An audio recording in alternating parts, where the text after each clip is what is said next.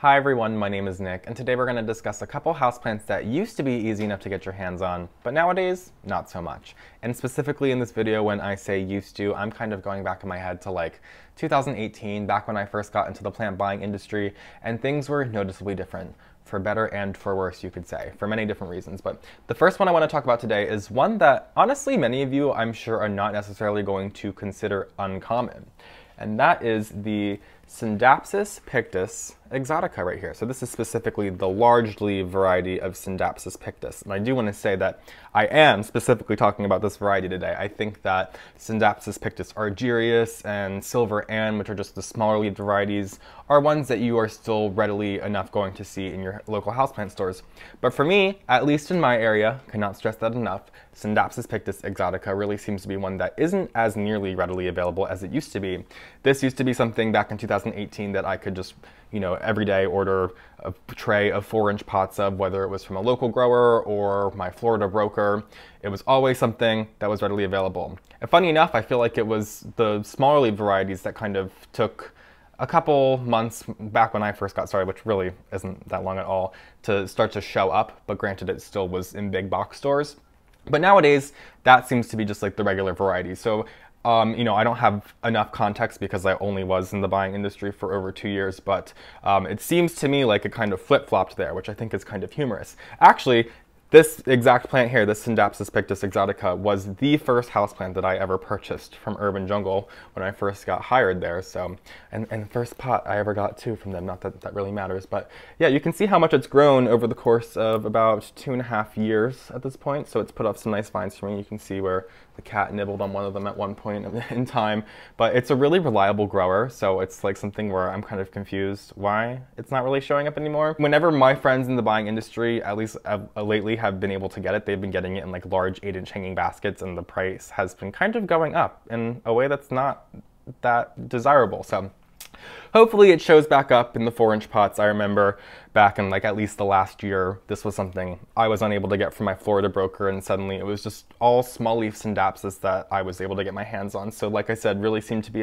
a little bit of a shift there, but of course we're only judging this in about a 3-year span. So take it all with a grain of salt. But another one that really, it's like all of these plants, you see them every now and again, but it's just, they're not nearly as readily available as they used to be. And this is one right here that I used to see all the time, specifically at my local IKEA. So this is a Sansevieria or Dracena trifasciata Moonshine. So this is really just like the ghostly whitish-leaved foliage or succulent, whatever you call it, snake plant. So I really love just the ghostly lime green foliage that this has. And like I said, this is one that I would just often walk into my IKEAs and my Home Depots and Lowe's and see them. I remember finding this one at an IKEA. You can see it's even in an old IKEA pot still to this day, have not taken out of there, but I don't really mind it. I think it doesn't look that mass-produced. I think it looks more on the ends of a terracotta pot. It's not what we're talking about in this video, though. So some Sansevierias, come and go with their availableness, and this seems to be one of them. I know there's a couple other varieties that have kind of came and went too, such as like the Whitney, although that might be more available now.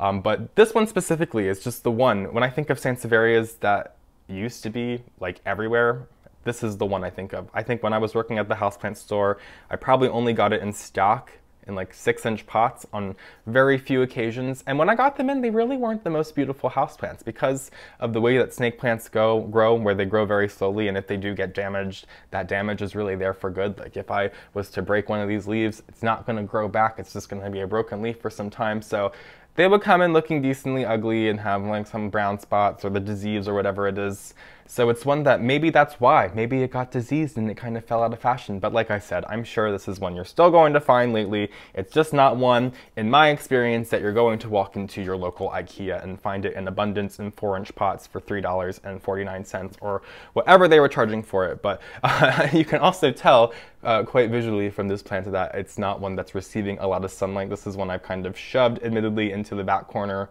of one of my shelves in my living room, and you can see the tiny, tiny little foliage that has formed since then, as I have had this plant for probably 3, maybe even going on 4 years at this point. Nevertheless, it is still growing perfectly fine. It's living, it's still succulent. I water it probably once a month just to make sure that it is not shriveling up and dying out of neglect, because admittedly a plant that I neglect, but that's the thing about snake plants. You absolutely can neglect them. But if you want them to grow to their fullest potential, you absolutely do have to give them a nice sunny window. So if I really have a change of heart about wanting to give this plant extra love and care, I will just do absolutely that. But this is another one that maybe some of you are going to say could use some extra love and care, but be nice. I've just had this one for a while, okay? So this is a Philodendron Hederaceum Micans, and all the foliage is down at the bottom of the plant. I should probably not even bother holding the pot and just hold these leaves right here just to make it easier on me and you for being able to see this foliage. But this is the velvet leaf philodendron. Of course, this is like the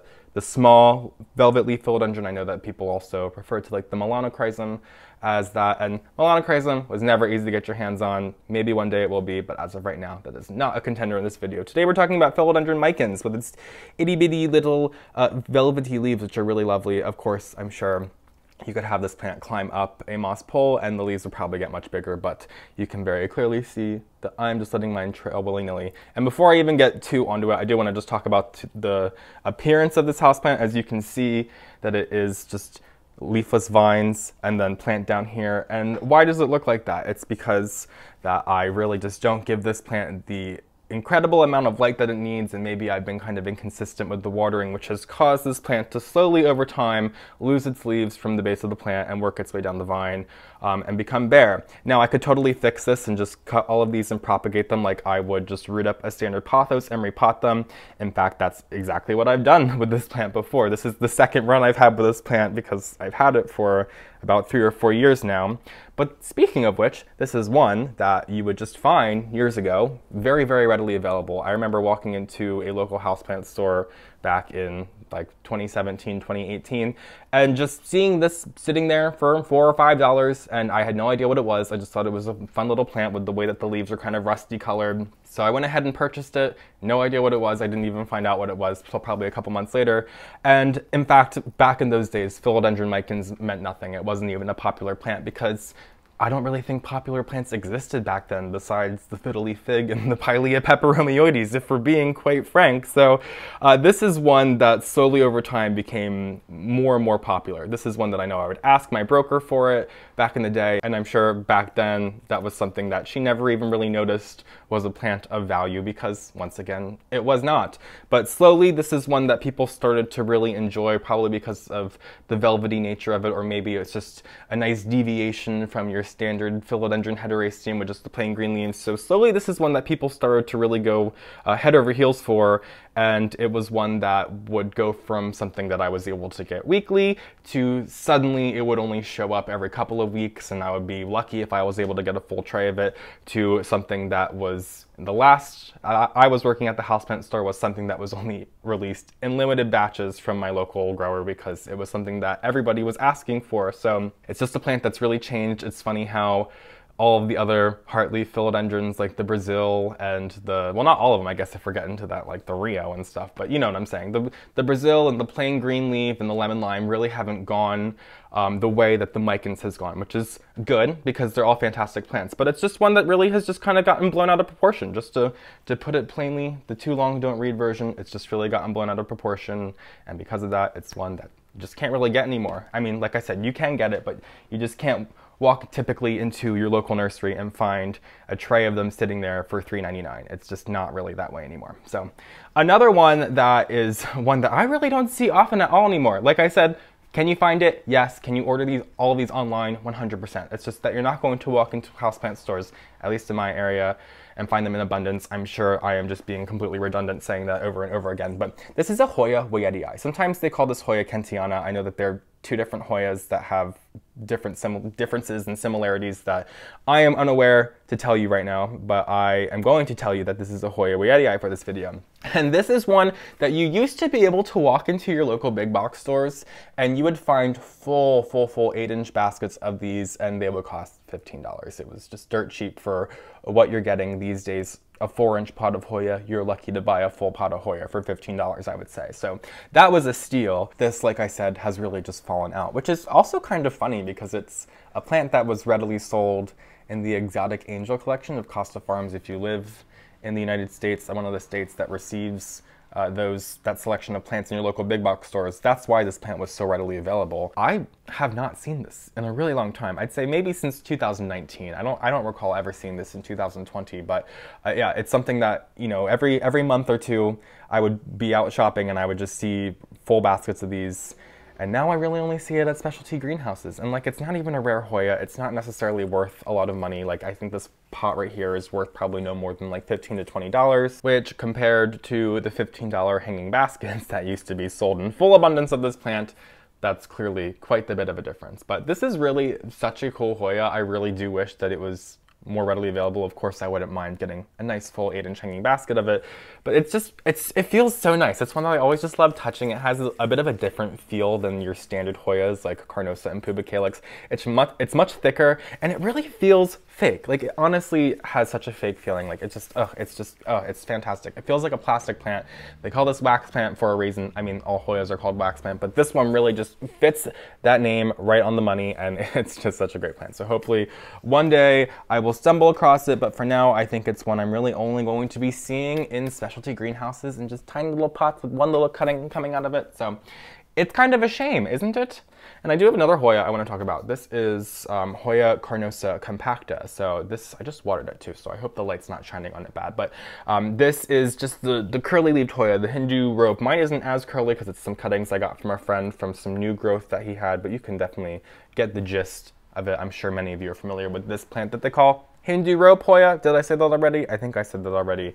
Regardless, this is one that I used to be able to get all the time from my broker back in like 2018, 2019. And slowly but surely, it was just one that kind of dwindled in availability. And recently, I've only been seeing this in like houseplant stores sold in like 4-inch pots for like $40+, which is ridiculous. And of course, cannot stress it enough, that is subjective to my area. Maybe you're still able to find little 3-inch pots of this for $5, which is what I used to be able to get. And they were the cutest little thing, little 3-inch pots, just like tightly packed with just Hoya Carnosa Compacta, and they only had like 2 leaves per like vine, but it was still fantastic. But this plant is just known for also growing extremely slowly. You can tell from this funky way that the leaves are. This one has barely done anything for me in the 1.5 years or so that I had it, maybe 2 years, but I think it's really only put off like this one set of leaves here. So it's barely done a single thing for me, which is maybe why this plant is so sporadic with its cultivation, because it's such a slow grower. I could imagine this getting going in greenhouses once it's like, you know, mother plants growing like wild. You've seen on Facebook and Instagram, I'm sure, of people who like find like Hoyas in their local like dry cleaners and nail salons that are just like grown all over the window and stuff. And Carnosa Compacta is one you often see, but in our homes, it seems to be a different story. They usually start off with small pieces of plant, and they really do take a long time to get chugging along. This is one that was also sold in the Exotic Angel collection by Costa Farms. I remember finding this a couple years ago in like little 6-inch baskets. I don't think they were sold in the big 8-inch baskets, but they were definitely sold in the 6-inch baskets, and they were only $10, which is a steal, once again, considering that a plant this size these days probably would go for like maybe like $20 in my area, give or take like $5. I'm not positive. Of course, I'm not in the buying industry anymore, but it's just something that in my last 6 months to a year in the industry really did not get my hands on. I think I got like a batch of 6-inch pots once, and they just costed way too much money. I think they were like $45 to $50 for a full pot of it. And mind you, a full pot of 6-inch pots still is only like 6 pieces of plant. So it's not incredibly that much. It's less than I would like. And the last one I want to talk about today is the Antherium Ti. I'm just going to put the tray down. I don't even know why I bring it with me at this point. This is what they call the King Anthurium. And this is the plant, I feel like this is, I mean, like, I could be wrong, but I feel like this is like a really popular plant these days, which I know this just looks like a regular like Anthurium andrianum in its young form, but rest assured, if this plant gets to its fullest potential, it's going to have these big, long, like Salvador Dali-esque leaves that are just absolutely fantastic with the way they just look like they're like those melting clocks. If you're familiar with that photo, that's exactly what, or painting, I'm sorry, that's exactly what this reminds me of. And you can see just the array of leaves that I have on this plant, from small to baby, no bigger than small. Honestly, it's a very young plant.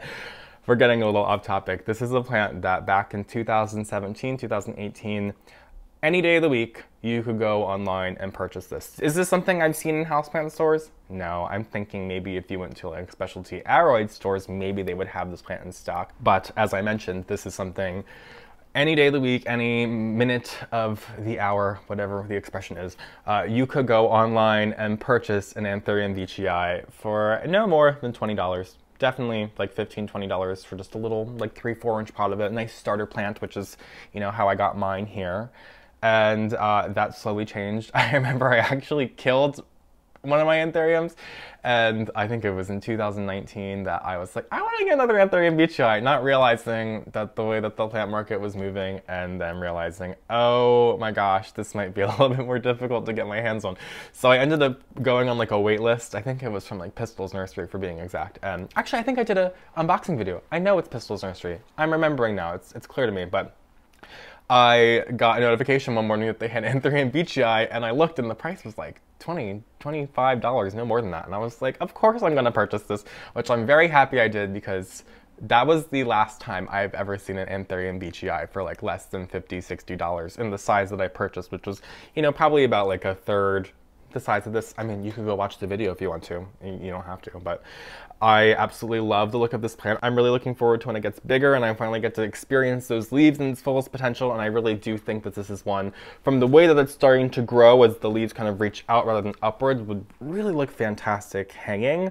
So maybe I'll consider making a nice macrame hanging thingy for it to live in, but I of course need to find the right conditions for it. This is one that is not like the easiest houseplant. I wouldn't call this a beginner houseplant. If you're in your first year of growing houseplants, I would recommend understanding like how houseplants work over a full year, because this is one that kind of, it doesn't like experience like a life cycle by any means. It's just, it's so much easier to grow in the summertime than it is in the wintertime. Think like a calathea. Like if you or in your first year of growing a calathea and you get it in the summertime, you're probably gonna have some really good luck with it for a couple of months until the winter time comes around and the heat kicks on, the humidity goes down, the light decreases, and suddenly you're starting to get some brown edges here and there, and your plant's just starting to not grow as well as it was before. That is Anthurium veitchii for you. I'm sure many other Anthuriums behave like this, because Anthuriums are not necessarily the most well-behaved plants, and that's why I do not grow an extensive amount of them in my home. But nevertheless, I do really think Anthurium veitchii is one that I really do want to try growing to its fullest potential, because this is just such a really lovely plant. I think it fits me really well, if you know me and my personality with plants, how I don't really like the most showy, ritziest houseplants, although I do appreciate some nice foliage here and there. So the like Anthurium, like clarinervums and stuff really just aren't my cup of tea. This kind of Anthurium is my cup of tea. It's just plain green.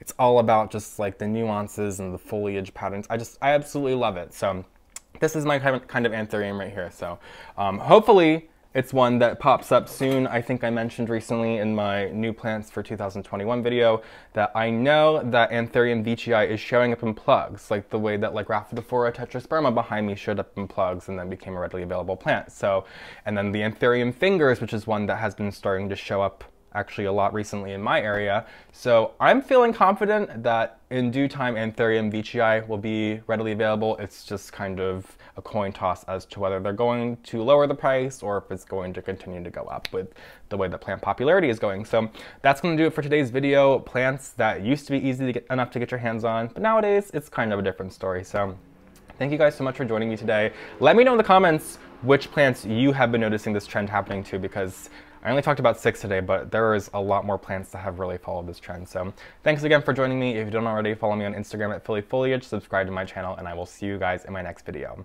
Have a great day.